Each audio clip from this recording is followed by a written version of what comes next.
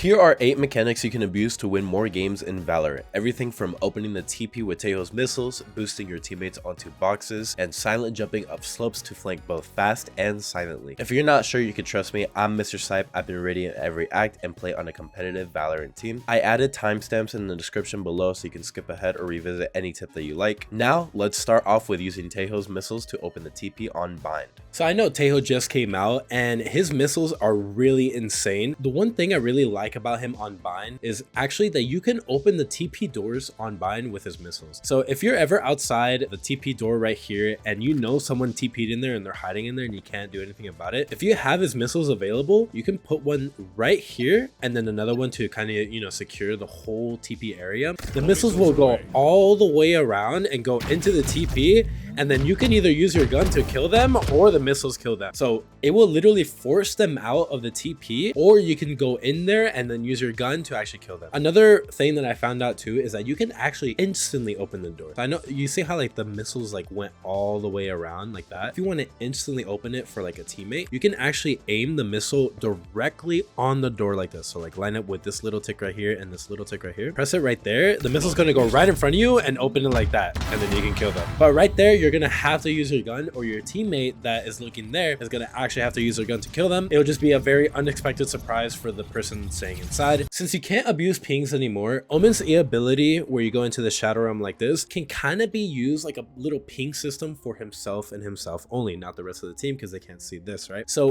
when you go to plant onto a site, you can plant right here, like a normal default plant spot or wherever it's going to be. As long as you can see it from long, you're going to go all the way down long where you're going to play post plant, and then the clove on the other team or whatever controller is playing on the other team is going to smoke off the bomb. Sometimes they will smoke off the main as well. And what you can do is when they tap the bomb, you basically know where the spike is, and then the green arrow is going to kind of guide you where the spike is going to be. So you can put your smoke up like this on the green ping right there, and then when you see where the green arrow is, you basically just put the gun out like that, and your crosshair placement will already be on it, and you can easily kill the person that's on it like that. So on Fracture, on defense side, when you go down the rope on Arcade and you make noise, the people coming or the attackers coming from bench side will hear you and they will clear you out. And this is an example of how you do it. So when you attach like that and you try to hide behind the box, the enemy will know that you're there and they will kill you instantly, making you have a 5v4 at the beginning of the round. And you don't want this to happen. Now, what you actually want to do is silent drop from the rope. So if you're a tower here and you don't want to make any noise, you want to hold shift, drop down and attach the rope and jump off like that and hide behind the box like this, and the enemy will be really lost walking up like this,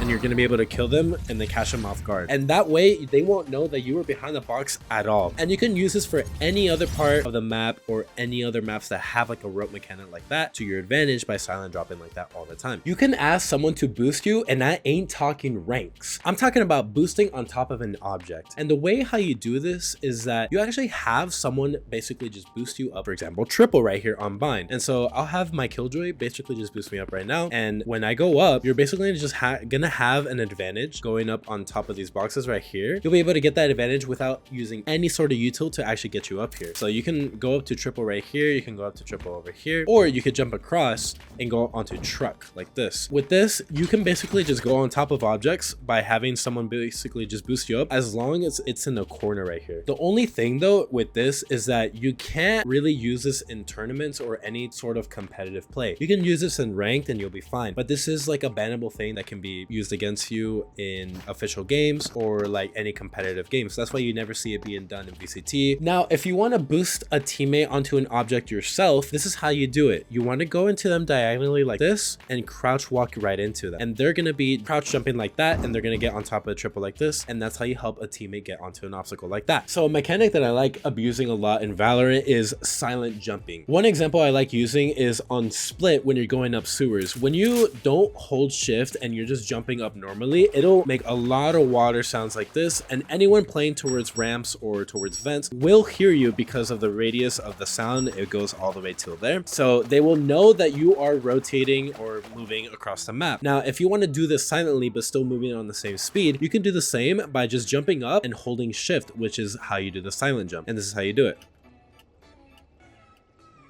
Now notice that I wasn't making any water noises, and you can do this on any sort of stairs or slopes that go upwards, and it's really good to just get across the map with the same speed while being completely silent. And you can also do it on this little mini one, and then you can also go up any sort of stairs like this one, boom boom boom, and you can also go up like be heaven and catch someone even off guard because they won't hear you swing. So they won't hear me when I go up the stairs like this, have my gun out, and then boom, they won't hear me swing. I'll kill them if there's anyone on this angle, or this angle right here. As you know, the Sova drone has a very good height limit to it, but it can't go all the way into the air, and it has a cap to it. What I like to tell people in games is that you can actually go into higher places as long as your Sova drone goes into top of the boxes like this or like this. Usually you cannot put your Sova drone into heaven normally like this. You need to be hovering over something like the ammo box or this green box right here. You can drone onto ammo box right here, make sure you get the height first, then go into heaven, and then you can see and clear out all of heaven like this. So on Jett, her passive ability is to glide across the map. I know most of you probably know that already. They have nerfed Jett a lot of the times in the past where now she only has one updraft, and that updraft can save your life in the middle of the round. So like for example, a lot of people, what they do is they updraft to top truck right here and waste it right there, or that they updraft right here with an op or something like that and they hold short before the round starts, so they're wasting the updraft and they don't have an updraft for the rest of the round. What I like to do, and you can do this on other maps that has elevated positions to get to other positions, what I like to do on Bind is that you can basically just go in this elevated position right here on heaven and glide all the way to top truck or even that top spot right here without even spending one updraft at all. And this is how you do it. You basically just have to jump off this part of the rafter right here and then just glide the whole way down while holding crouch, and then this will get you to the corner right here, and you can play on either top truck right here,